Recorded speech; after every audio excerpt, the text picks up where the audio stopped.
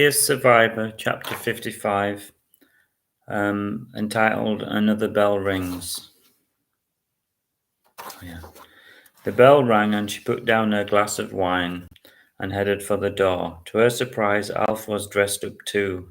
He wore a black suit with a black t-shirt. Very cool, she thought. He kissed her on the cheek and they sat on the sofa together.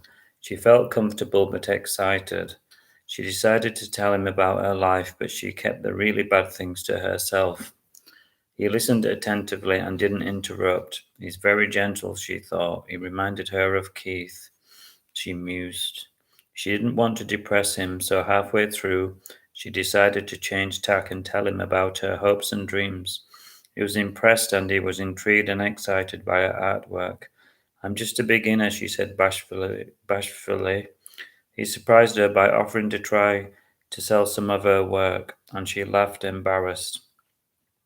I've only done one, she exclaimed and laughed. Yes, he answered, that's a good start.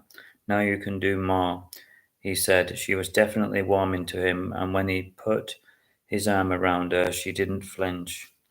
It was obvious he wasn't just thinking of sex, and that was a new thing to her.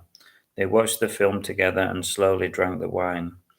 She didn't want to get drunk as her head was buzzing with new ideas and possibilities, and she wanted to stay focused. It was like a spring had burst in her imagination and burst its banks.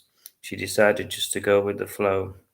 At the end of the evening, he kissed her good night, and she was tempted to let the kiss lead to something more. She decided to be cautious and let him go, but not before agreeing to meet for breakfast. He insisted that she bring her work with her so he could show it to her few people in the business. She thought he was crazy, but there was no harm in trying.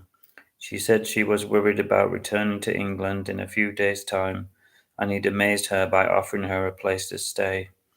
Normally she would have refused, but the sunshine and the sangria had swayed her. He was such a gentleman that she knew she could trust him. London wasn't home to her, it was just where she'd ended up. That night she slept soundly, knowing that the past was behind her and a bright future beckoned. She loved Spain, it was a paradise to her. The sun, the sea, the romance, the positive atmosphere all spoke to her heart and head and made her never want to leave. The next day she woke early and she was feeling so inspired that she walked around the streets sketching and observing. She drew the beautiful houses and the flowers that grew on their pretty lawns. Everywhere she turned there was something to see. It was a magical place.